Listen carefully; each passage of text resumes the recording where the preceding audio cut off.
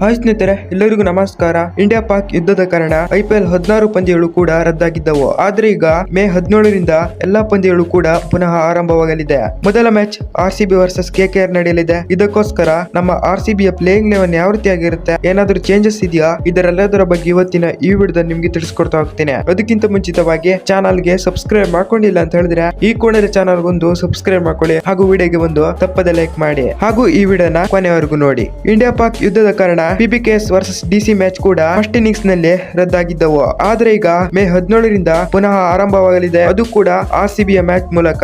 ಮೊದಲ ಪಂದ್ಯ RCB versus KKR ನಡೆಯಲಿದೆ. ಇದಕ್ಕೋಸ್ಕರ RCB ಯ ಪ್ಲೇಯಿಂಗ್ 11 ಈ ರೀತಿ ಇರುತ್ತೆ ನೋಡಿ. ತಂಡದಲ್ಲಿ ಏನು ದೊಡ್ಡ ಬದಲಾವಣೆ ಆಗಿಲ್ಲ, ಎಲ್ಲ ಪ್ಲೇಯರ್ಸ್ ಗಳು ಕೂಡ ರಿಕವರಿ ಆಗಿ ಬಂದಿದ್ದಾರೆ. ಯಾರು ಕೂಡ ತಂಡದಿಂದ ಹೊರಗೆ ಹೋಗಿಲ್ಲ. ಸ್ಟಾರ್ಟಿಂಗ್ ನಿಂದ ಪ್ಲೇಯಿಂಗ್ 11 ನೋಡ್ಕೊ ಬರ್ತಿದ್ರೆ ಓಪನಿಂಗ್ ನಲ್ಲಿ ಫಿಲಿಪ್ ಸಾಲ್ಟ್ ಹಾಗೂ ವಿರಾಟ್ ಕೊಹ್ಲಿ ಅವರು ಓಪನಿಂಗ್ ಮಾಡ್ತಾರೆ. ಫಿಲಿಪ್ ಸಾಲ್ಟ್ ಅವರು ಕೂಡ ರಿಕವರಿ ಆಗಿ ಬಂದಿದ್ದಾರೆ. ಓಪನಿಂಗ್ ನಲ್ಲಿ ಫಿಲಿಪ್ ಸಾಲ್ಟ್ ಹಾಗೂ ವಿರಾಟ್ ಕೊಹ್ಲಿ ಅವರು ಓಪನಿಂಗ್ ಮಾಡ್ತಾರೆ. ಎರಡನೇ ಸ್ಲಾಟ್ ನಲ್ಲಿ ರಜತ್ ಪಟಿದಾರ್ ಅವರು ಕೂಡ ಆಡ್ತಾರೆ. ರಜತ್ ಪಟಿದಾರ್ ಅವರು ಇಂಜುರಿಯಿಂದ ಟೀಮ್ ನಿಂದ ಹೊರಗುಳಿದಿದ್ರು, ಆದ್ರೆ ಈಗ ರಜತ್ ಪಟಿದಾರ್ ಅವರು ರಿಕವರಿ ಆಗಿ ಟೀಮ್ ಗೆ ಬಂದಿದ್ದಾರೆ. ಮೂರನೇ ಸ್ಲಾಟ್ ನಲ್ಲಿ ರೊಮಾರಿಯೋ ಸೆಫರ್ಡ್ ಅವರು ಕೂಡ ರಿಕವರಿ ಆಗಿ ಟೀಮ್ ಗೆ ಬಂದಿದ್ದಾರೆ. ಯುದ್ಧದ ಕಾರಣ ಫಾರಿನ್ ಪ್ಲೇಯರ್ಸ್ ಎಲ್ಲರೂ ಕೂಡ ತಮ್ಮ ತಮ್ಮ ದೇಶಗಳಿಗೆ ಹೋಗಿದ್ದಾರೆ ಅನ್ನೋ ಮಾಹಿತಿ ಕೂಡ ಬರ್ತಾ ಇತ್ತು, ಆದ್ರೆ ಹಾಗೆ ಇಲ್ಲ.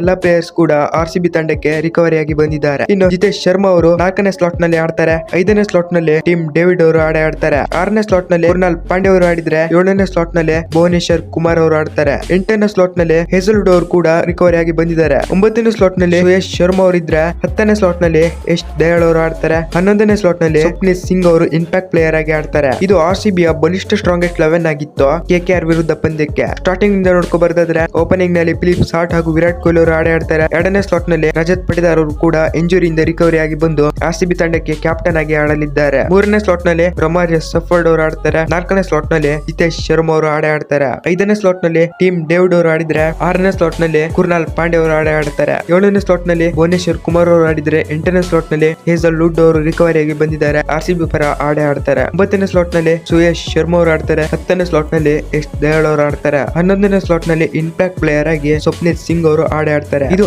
RCB ಯ ಬಲಿಷ್ಠ 11 ಆಗಿತ್ತು KKR ವಿರುದ್ಧ ಪಂದ್ಯಕ್ಕೆ. ಆಲ್ಮೋಸ್ಟ್ ಎಲ್ಲ ಪ್ಲೇಯರ್ಸ್ ಕೂಡ ರಿಕವರಿ ಆಗಿ ಬಂದಿದ್ದಾರೆ. ಆಲ್ಸೋ ಎಲ್ಲ ಪ್ಲೇಯರ್ಸ್ ಕೂಡ RCB ಪರ ಆಡ್ತಾರೆ. ಇದು RCB ಯ ಬಲಿಷ್ಠ ಸ್ಟ್ರಾಂಗೆಸ್ಟ್ 11 ಆಗಿತ್ತು KKR ವಿರುದ್ಧ. ಈ 11 ಬಗ್ಗೆ ನಿಮ್ಗೆ ಅನಿಸುತ್ತೆ ಅಂತ ತಪ್ಪದೆ ಕಾಮೆಂಟ್ ನಲ್ಲಿ ತಿಳಿಸಿ ಹಾಗೂ ವಿಡಿಯೋಗೆ ಒಂದು ಲೈಕ್ ಮಾಡಿ ಹಾಗೂ ಚಾನಲ್ ಗೊಂದು ಸಬ್ಸ್ಕ್ರೈಬ್ ಮಾಡ್ಕೊಳ್ಳಿ.